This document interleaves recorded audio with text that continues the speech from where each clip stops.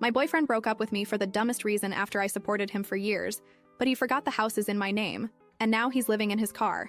Let me preface this by saying I've been with Finn for 6 years. 6 years of what I believed was love, loyalty, and definitely a whole lot of patience. And when I say patience, I mean I've been the one supporting him financially while he bounced between passion projects. There was the YouTube channel that never took off, despite him insisting he'd be bigger than PewDiePie. The NFT craze he swore he was ahead of the curve on. Spoiler, he wasn't. And his brief stint trying to make it big in crypto where he lost most of his savings. During all of this, I held us down. Mortgage, me. Utilities, me. Groceries, also me. Car payments, you guessed it, me. Finn was the dreamer, and I was, well, I guess I was the fool who kept believing in those dreams.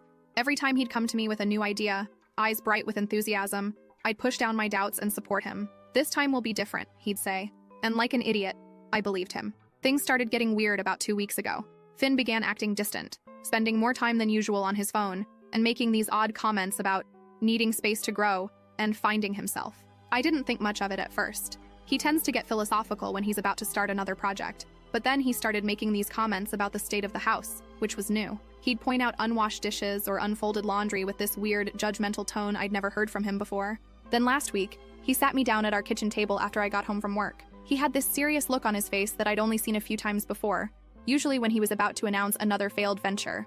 But what came out of his mouth made me question if I was living in some parallel universe. "I think we should break up," he said. "You don't do enough around the house." I actually laughed. I thought he was joking, but when he didn't crack a smile, I felt something inside me just shift. This man, who I've basically been mothering for 6 years, was accusing me of not contributing enough. When I asked him to clarify, because surely he wasn't serious, he doubled down. "You never clean up after yourself, and I feel like I do all the emotional labor around here. I'm always the one who has to point out when things need to be done. Let me paint you a picture. I work insane hours to keep us afloat while he's at home, brainstorming his next big move. Yes, sometimes I'm too tired to do the dishes right away or fold laundry immediately. Sometimes I leave my coffee mug on the counter or forget to put my shoes away. But you know what I do? Pay every single bill that keeps a roof over our heads and food in our fridge." Meanwhile, Finn's biggest contribution to our household has been reorganizing the bookshelf by genre 3 times and throwing out my perfectly good Tupperware because it didn't spark joy anymore. This is the same man who has a meltdown if the Wi-Fi goes out for more than 5 minutes. Guess who calls the provider every single time? Me. Every birthday, holiday, or weekend activity, planned by me. He won't even order takeout without asking for my input 3 times, and then still managing to get my order wrong. But here's where it gets truly bizarre. After his little breakup announcement, Finn started acting like the house was already his. He made this smug comment about how this will be a good reset for both of us, and suggested I could move back in with my mom or something. He even started talking about how he was going to turn the guest room into his office once I was gone, and how he might get a dog since there won't be anyone to complain about the hair anymore. That's when it hit me. He genuinely seemed to have forgotten, or maybe never realized, whose name is actually on the deed to this house. Hint, it's not his. Not even close. This house was my inheritance from my grandparents, and I'm the sole owner. Every mortgage payment, every repair, every utility bill, it's all in my name. I excused myself, went upstairs, and locked myself in our bedroom. I'm not going to argue with him or try to change his mind. No, I'm going to let him sit in his little delusion for as long as he wants. Let him think he's winning this breakup. Let him think I'm packing my bags and heading out the door. Because here's the thing, Finn has no idea what's coming. He has no clue that he's about to lose everything. And honestly, I can't wait to watch him realize just how badly he screwed up. First update. So I mentioned in my last post that my boyfriend, well, ex-boyfriend now, Finn broke up with me out of nowhere, claiming I didn't do enough around the house. This, of course, was hilarious because I've been the one paying for literally everything. Mortgage, utilities, groceries, while he's been working on himself for the past 3 years. Oh, and let's not forget, I also cooked, cleaned, and did every chore that wasn't somehow attached to his beloved gaming setup. But here's the kicker. After the breakup, Finn acted like he owned the place. Literally. I think it took him all of 5 seconds to decide this house was his now. He didn't say it outright, but the way he carried himself made it obvious. He started lounging around like the king of a castle he hadn't even built, leaving messes everywhere and playing his games until 4 a.m. like nothing had changed. He even started telling me what I needed to pack up so I could leave in an orderly way.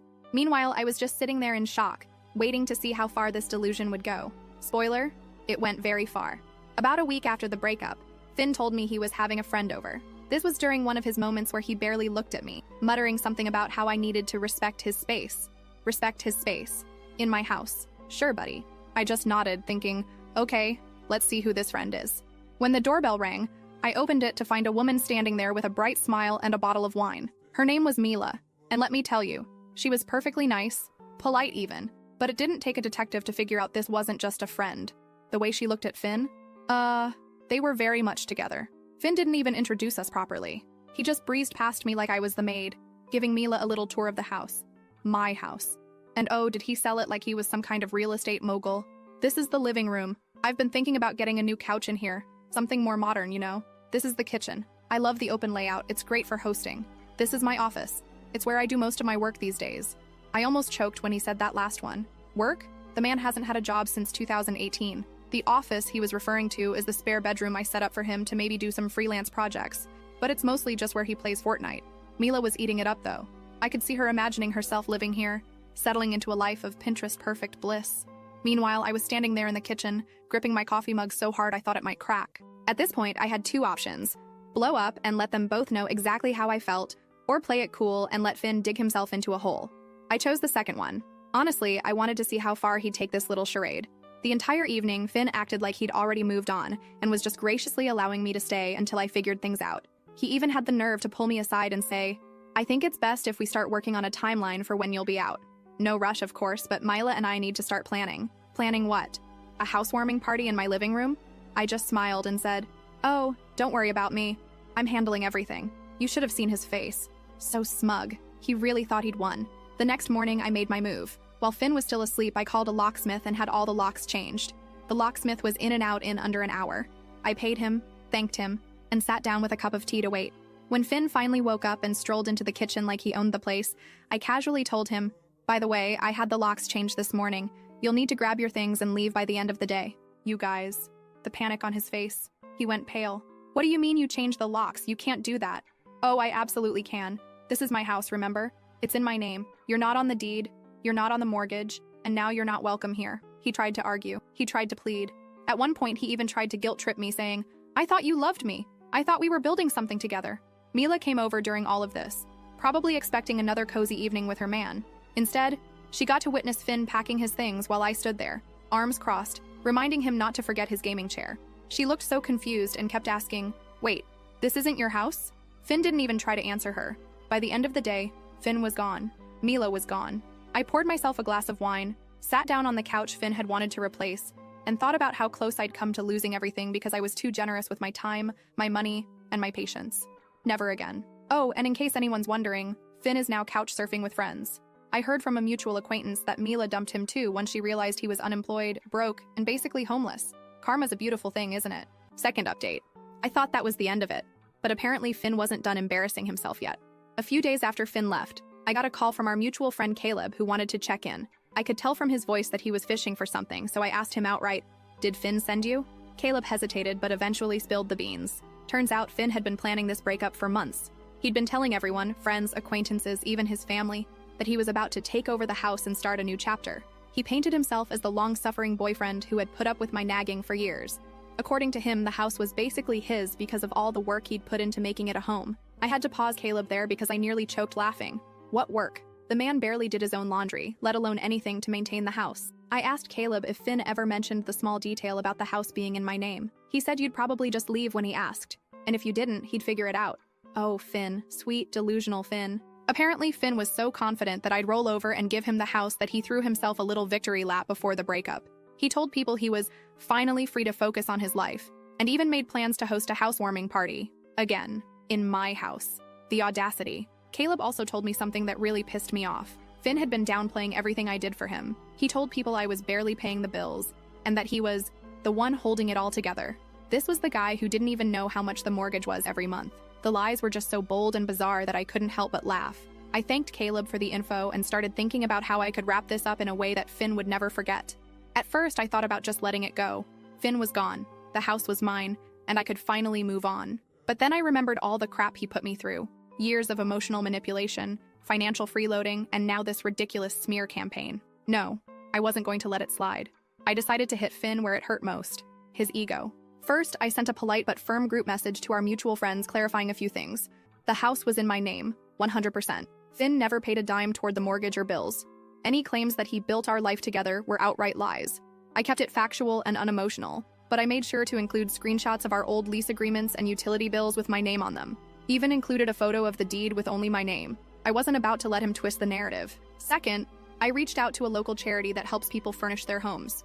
I donated all of Finn's leftover junk, his old desk, a couch he never sat on, and even the gaming chair he left behind in his rush to leave. They were thrilled to take it, and I was thrilled to see it go. Lastly, I decided to let Finn's parents know what had really been going on. They'd always been kind to me, and I felt like they deserved to know the truth. I didn't go into every detail, but I told them enough to make it clear that Finn's victim narrative was a complete fabrication. The group message blew up almost immediately. Most people were shocked but supportive, saying they had no idea Finn was spinning such a ridiculous story. A few of his closer friends tried to defend him, saying he was going through a lot, but I shut that down quickly. We all go through things, I said, but that doesn't give you the right to lie and steal. Finn, of course, found out about the message and called me furious. He accused me of ruining his life and said I had no right to air our dirty laundry. I told him calmly that he'd been doing that himself for months. I just corrected the record. Then I hung up and blocked him. As for his parents, they were horrified. They apologized profusely and said they had no idea Finn had been treating me so poorly. His mom even offered to pay me back for some of the bills he racked up, but I declined. I wasn't interested in money. I just wanted them to know the truth. The real cherry on top came a few weeks later when I ran into Mila at a coffee shop. She approached me, clearly embarrassed, and apologized for getting involved. She said Finn had lied to her about everything, including how the house situation was mutual.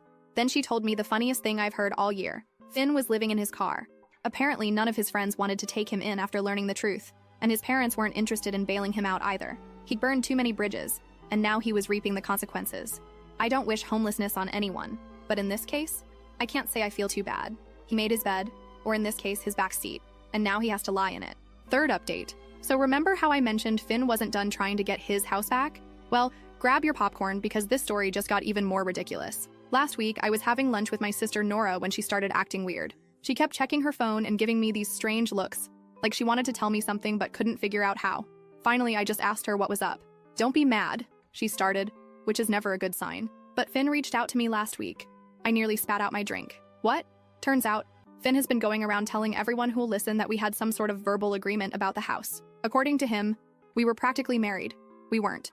And he'd contributed significantly to the household. He hadn't. But here's the real kicker. He asked Nora for money, not just a little money either. He wanted enough to get back on his feet and fight for what's rightfully his. And she gave it to him. Before you grab your pitchforks, let me explain. Nora and I have always been close, and she's usually the smartest person I know. But Finn apparently fed her this sob story about how he'd invested everything in our relationship and was now homeless because of me. He even showed her screenshots of some bills he'd paid years ago, conveniently leaving out the fact that he'd paid them with my money. I felt bad for him, Nora admitted, looking guilty. He was living in his car, and he seemed so sure about everything. He said he just needed enough to get started again. I sat there trying to process this betrayal. "How much did you give him?" $2,000, she mumbled into her coffee. $2,000. I was about to lose it, but then Nora pulled out her phone and showed me their text conversation. As I read through it, I realized something.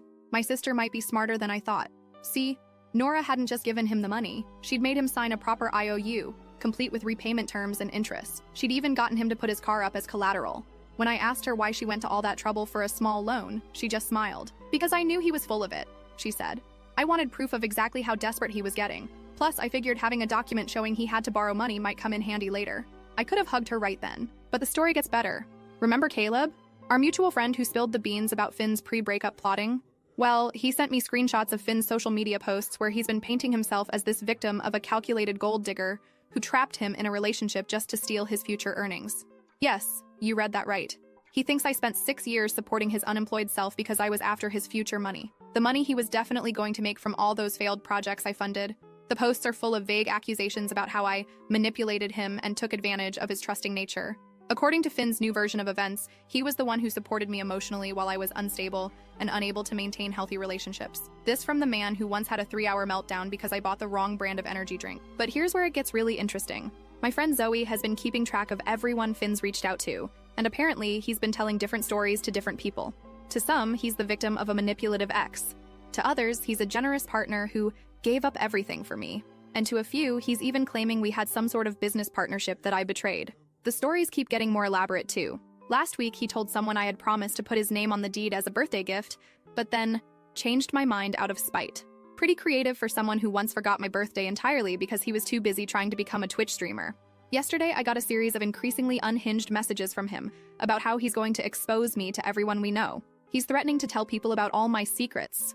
Though I'm really curious what secrets he thinks he has, considering I'm the one who knows about his failed cryptocurrency investments, and that time he tried to become a professional dog photographer with my camera.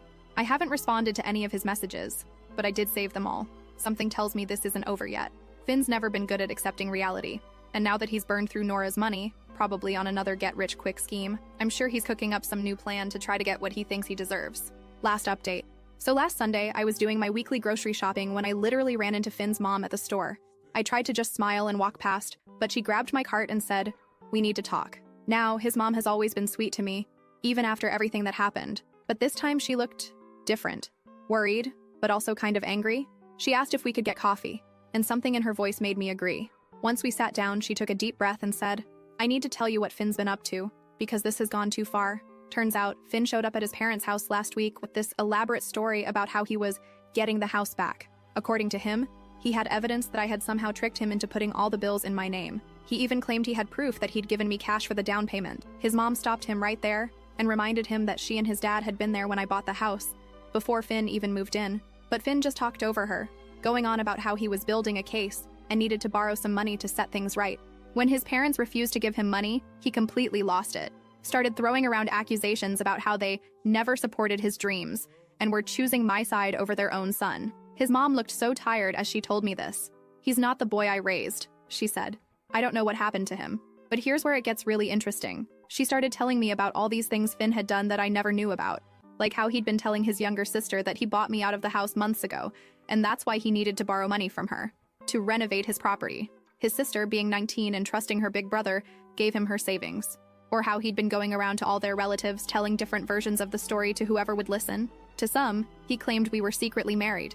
To others, he said I had promised him the house in exchange for sweat equity. His words, not mine. He even told his grandmother that I was holding his gaming equipment hostage, the same equipment I donated to charity months ago. His mom pulled out her phone and showed me screenshots of a GoFundMe page he'd made. The title, "Help Local Man Reclaim His Home from Manipulative Ex." I almost choked on my coffee. The page was full of completely made-up stories about how he'd invested his life savings into the house, what savings, and how I had manipulated the paperwork to cut him out. He even posted pictures of my house, claiming he'd done all these renovations himself. The only renovation Finn ever did was rearranging the furniture when he was procrastinating on job applications. But the craziest part? People were actually donating. Not a lot, but enough that Finn thought his plan was working. He'd raised about $800 before his mom reported the page and got it taken down. "I had to do something," she said. "He needs to face reality." She told me Finn had been sleeping in his car in their driveway for the past week, refusing to come inside unless they supported his cause. Every morning he'd leave claiming he had meetings about getting the house back. Every evening he'd return with some new story about his progress. His mom had finally had enough when she overheard him on the phone trying to convince Mila, remember her, to be a character witness about how the house was really his. Mila, to her credit, had apparently laughed and hung up on him. "I'm not telling you this to get sympathy for him," his mom said. "I'm telling you because I want you to be prepared. He's not going to stop until he has no choice." She then did something that surprised me. She handed me a small photo album. Inside were pictures of Finn from the past few years. Pictures of him at family events, holidays, casual moments. In every single one, he was on his phone or laptop, supposedly working on his next big thing, while everyone else was actually living their lives. "I should have seen it sooner," she said. "How he used people. How he always had an angle. I enabled him for too long, and I'm sorry you got caught up in it." I tried to give the album back, but she shook her head. "Keep it. Maybe someday he'll want to see the person he used to be. But for now, I need to do what I should have done years ago." She told me she and Finn's dad had made a decision. They're changing their locks and cutting off his access to their Wi-Fi. No more sleeping in their driveway. No more enabling his delusions. They've arranged for him to stay with his uncle in another state, who's offered him a real job. No computers, no schemes, just honest work. He either takes the offer and gets his life together, or he figures it out on his own. But we're done watching him try to tear down other people's lives because he refuses to build his own. As we were leaving, she hugged me and whispered, "Thank you for showing him there are consequences. I just wish he'd learn from them." I watched her walk away and felt this weird mix of emotions. Relief that his own family finally sees him for who he is, sadness for the person he could have been.